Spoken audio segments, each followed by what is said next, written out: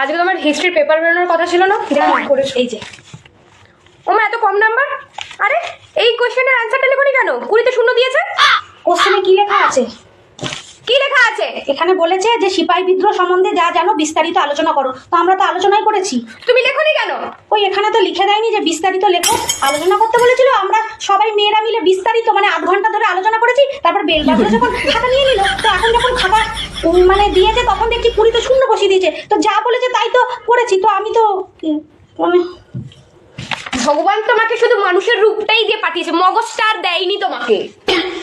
যা বলেছে তাই তো করেছি। আপনার বুঝতে অসুবিধা হচ্ছে? দেখুন লিখেছে এখানে বিস্তারিত আলোচনা করো। আলোচনা করেছি তো।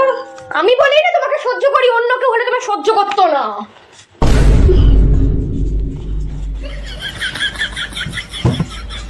বলো তো, চাঁদে প্রথম কে পা রেখেছিল? এ আবার এমন কি প্রশ্ন ম্যাম? এই উত্তর তো সবাই জানে। তা ইংলিশে বলবো না বাংলায় বলবো?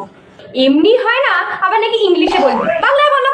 চাঁদে প্রথম পা রেখেছিলেন বাহুবলী। কি? বাহুবলী প্রথম চাঁদে পা রেখেছিল বাহুবলী। শোনো, আমি একজন খুব সাধারণ একজন শিক্ষিকা, তাই জন্য তোমার সব ভোর পেঁচ কথা না আমি বুঝি না। তাই জন্য যা বলবে সোজাসুজি ভাবে আমার ব্যাখ্যা করো। দেখুন ম্যাম, বাহুবলী কথাটার ইংলিশ মানে কি? বাহুবলী মানে আর্মস্ট্রং। আর চাঁদে প্রথম কে পাড়ি দিয়েছিল? আর্মস্ট্রং মানে বাহুবলী। তাহলে আমি উত্তরটা কি ভুল দিয়েছি? চাঁদে প্রথম পা রেখেছিল বাহুবলী, আর্মস্ট্রং। তুমি যে এত বাজে বকো, তুমি ক্লান্ত হও না? না বিশ্বাস করো, তোমার দ্বারা না কিচ্ছু হবে না। ম্যাম